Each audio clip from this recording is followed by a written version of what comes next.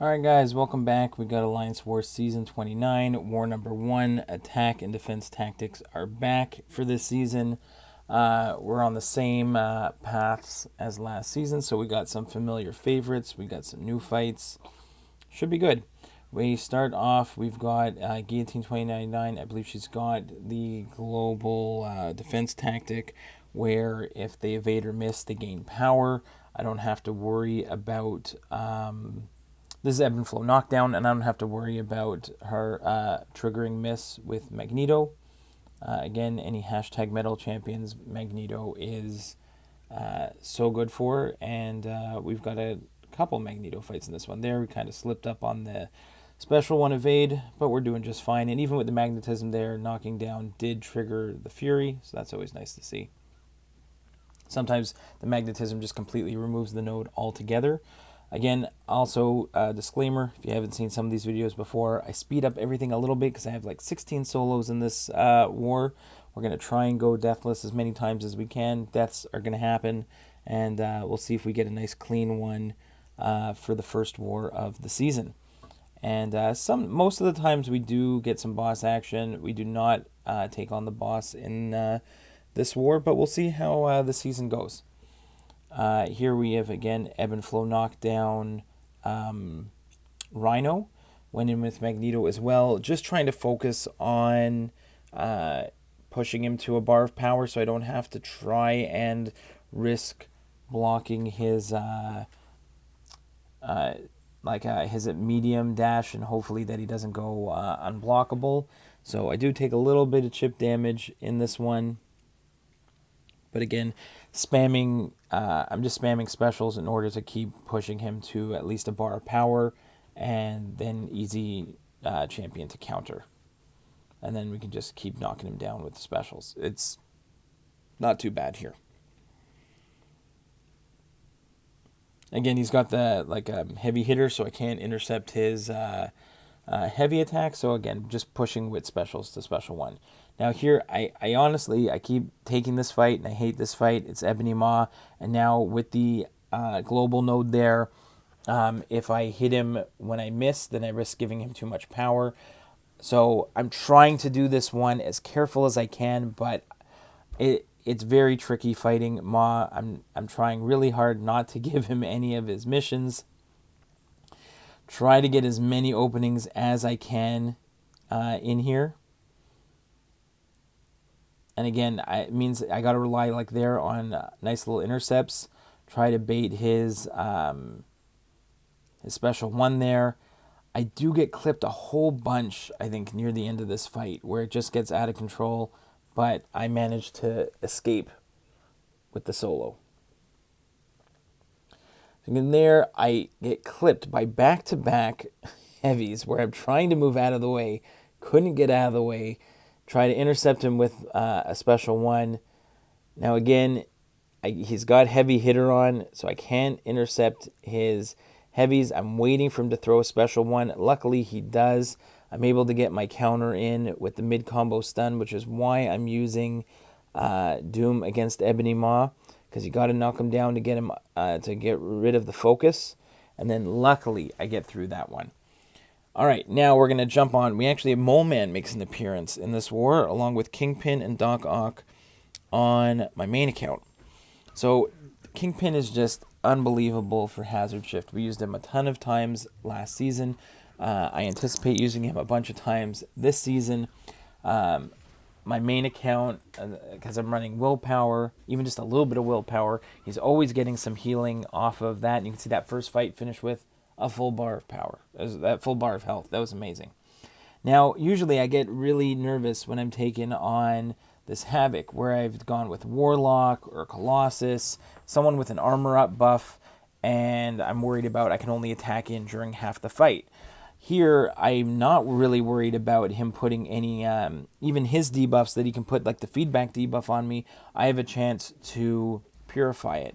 So I'm just going to go full steam ahead. Let any debuffs that I got, I'm going to purify them. I'm going to get rage stacks, give me that extra fury.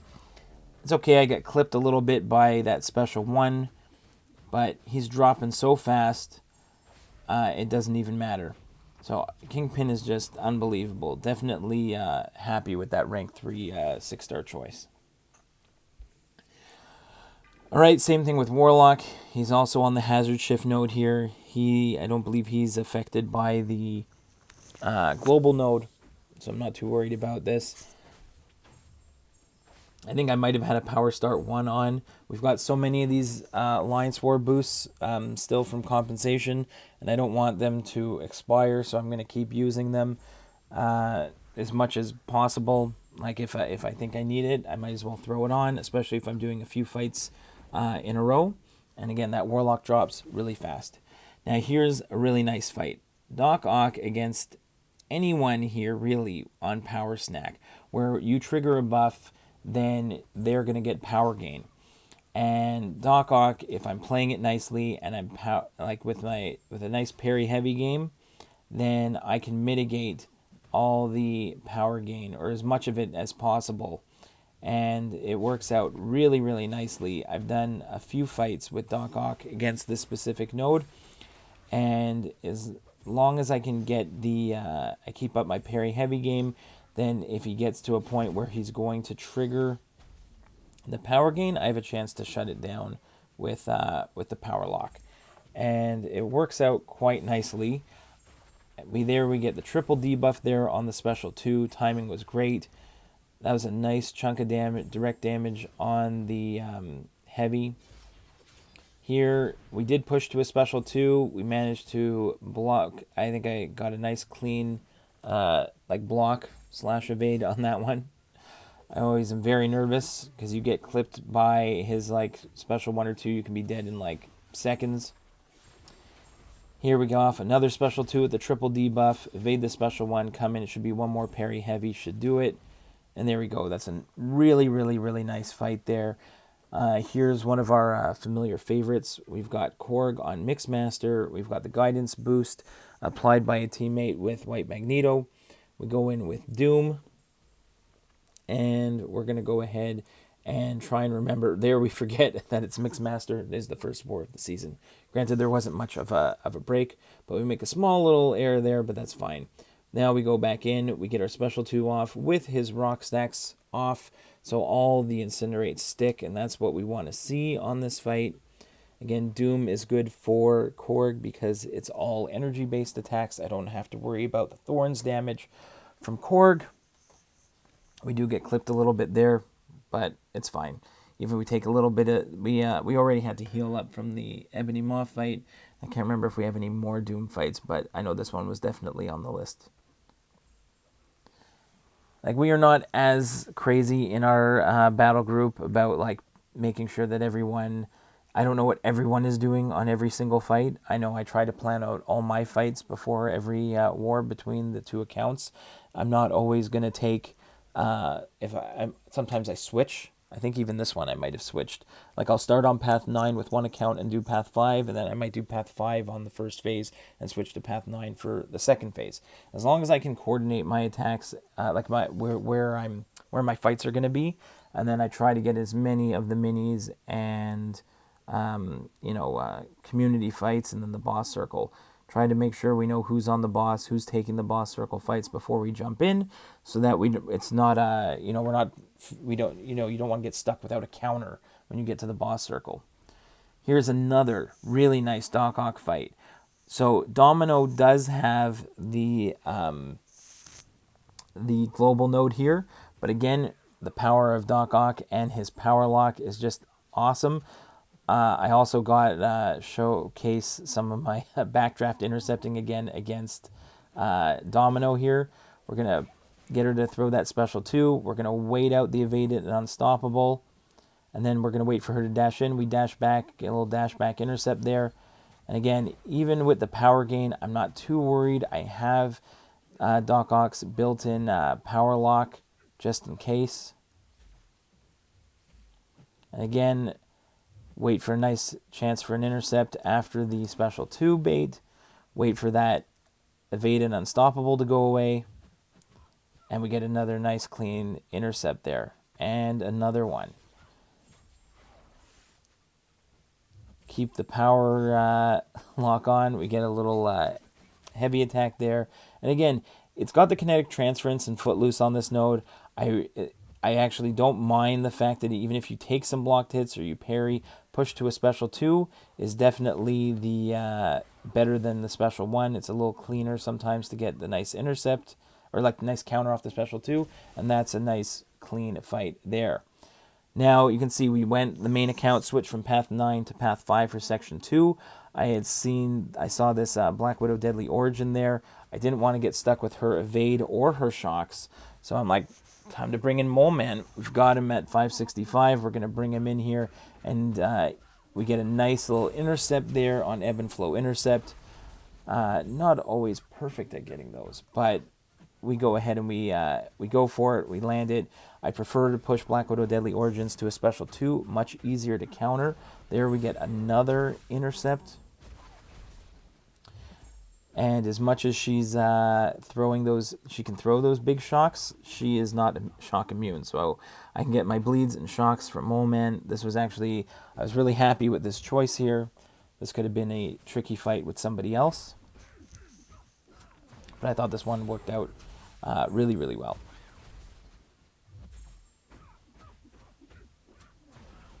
Get off another special 1. I think here we just, we're just playing it safe. We're not going to go for too many intercepts unless we really, really need to. But there, I'd like to see all those evade fails, or else it could have been really bad with the global node. So there we do. We get another special 2, easy to counter. And all our bleeds and shocks going to take her out. Perfect. I think now we hop into, we got one more fight here on path 5 in section 2. We've got Thor, Ebb and Flow Intercept, Mighty Charge. We're just going to go in with Kingpin.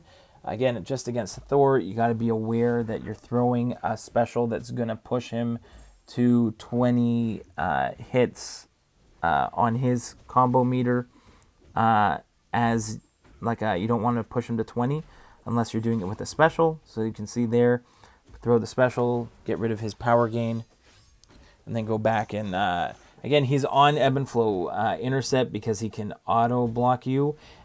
With Kingpin, even if I do go for the intercept, and I think I did at the beginning, I purified the stun, which was actually quite nice.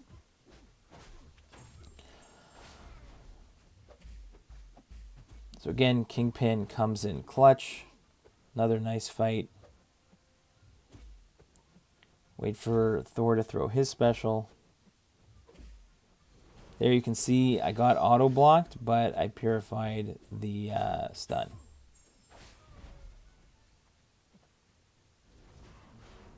Alright, and he's done. With Kingpin still almost at full health. Now we go in, we're going to take the junior account onto path 9. So we got to face a Mole Man on Window of Opportunity stun, one eye open. We're going to go in here with Magneto. We start the fight off with a nice little intercept there. Here, I'm really just trying to bait specials the entire time. If I have to throw intercepts, I will, but I'm going to go ahead and, again, similar to the Rhino fight, but here I can bait heavies. So I'm just going to bait heavies and special 1s the entire time, special 2 if I have to. But really, I'm just going to go ahead here, bait a heavy, attack back in. I'm going to basically play the fight stun immune. Even if there is an opportunity to stun, you don't want to against Mole Man. If you hit him while he's stunned on this node, the damage is reflected on you. And number 2, there's a chance that he purifies your stun and then you just get clocked. So I'm just going to play this one stun immune the whole way through. And it works out totally fine. We'll bait this special 2. And he's done. Happy with that fight. Next, we've got Annihilus on Ebb and Flow. Window of Opportunity stun, Empowered Immunity. So we're going to go in with Magneto. He's #metal, and I wanted to have an opportunity to limit his effects. Hopefully the ability accuracy kicks in. He doesn't put too many of his debuffs on me and trigger his unstoppable. So I'm going to wait till I see there where the Window of Opportunity stun timer disappears.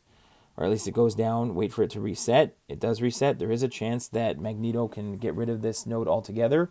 There, I thought I was trying to take that one on the block. I was not trying to do a full evade at all, but I get clipped. I am getting a little bit of willpower healing from the armor breaks, but here I'm going to just build up to my special 3. Let him throw. I wanted him to throw his special. This time I'm going to try and actually take it on the block. There we go.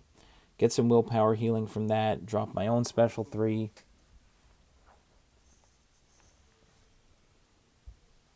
And that took off a nice chunk. The bleeds are doing some work. Clean evade on that last part of his special 1, and he goes down. Now here's one of our favorite fights from last season. It was the first thumbnail of the first war. We improved on it every single time.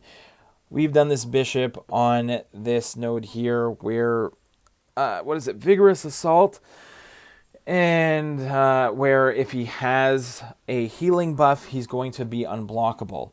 The only way that Bishop is going to get his healing buff is if you hit into him when he's blocking and he turtles up and you hit into his block. If he holds his block for too long, he is going to get the he's going to get his healing buff, and then you're screwed. Because if he's close to a bar of power when he goes unblockable, both his specials when he's fully unblockable are going to be awful to try to evade. And again, he's not. You can only do like 1% of your of his health as damage per hit. But again, if you have like Pacify and Petrify Masteries and you hit him while he's stunned, you can see there is a chance to go above the damage cap. Which with Colossus, you're basically relying on parry heavies the entire time. I do go for the special 3 to get my armor up pretty high here. I do not want to push him to a special 2. I could evade it, it's fine, or at least evade the second part of it. I'd prefer not to. So I'm going to stick with special 1s as much as possible. I think the only problem that I had here is that with the new attack tactics, you tend to take a look, if you remember before you join a war, to take a look at, if you look at the bios for your 3 champions that you're choosing, you can see if any of the attack tactics apply to them. The problem with, and usually you want to pick an attack tactic that works with one or two or all of your champions if that's what works for you. The issue here is that Colossus, he relies on an attack tactic, think slow your roll maybe, where like if you have an armor up buff, then if you do a heavy, you apply a slow. So if you're in a unique scenario where you need to counter someone with a slow debuff, then yes, it is really awesome attack tactic. But in this case, all it was doing for this bishop fight is giving him willpower healing the entire time, which is just making it that much harder on a node where you're capped on how much damage you can do, that he's just getting, 93 healing per tick there, which is just counteracting, all the work that you're trying to do to take him down. So it's a little counterproductive. So just because there are attack tactics doesn't mean you necessarily want to choose one if it's not going to benefit you. And I think I chose it in the next war also because I wasn't really thinking about it. Now looking back, it's really not that beneficial depending on the matchup that you have. Sometimes it can be extremely beneficial. Next up, we've got this Hazard Shift Stun Immune thing. I think we've done this fight last season also. Kingpin does a great job. If you can get his special 1s with the degen, it also reduces ability accuracy. So you'll see once I can keep that degen up, his rock stacks are not going to go up as much. Now again, it's a hit and miss, right? It's the same thing with the Pacify and Petrify Masteries when you can stun a thing when you're fighting him, that you might not be able to, that sometimes the rock stacks won't go up when you think you want them to. So there is a level of, making sure that you still keep an eye on it. So I can see that I've got him to 14 here. I'm going to try, and I only do a 1 hit there to see if, is that 1 hit going to take him to 15? It does. Now I can back up, hit into his block, and bait another special 1. If I would have hit him twice there, that would have been a pain. It would have put him to 16. He would have gone unstoppable, unblockable. It would have been not fun. But as long as you're paying attention to his rock stacks, it's not so bad. Again, you can see I'm hitting into his block. Normally, I'd be putting up his rock stacks, but because I have the degen on from my special one, he's staying just at the 6 rock stacks here. Now that my thing's off, I'm getting normal hits. I'm at 13, so I know I only really want to do 2, but it doesn't matter. He's down. Last but not least for this war, we've got a Nightcrawler, also benefiting from the global defense tactic, is unblockable. If he evades, he's gonna gain power. We're gonna go in with Doom with a Magneto House of X pre-fight.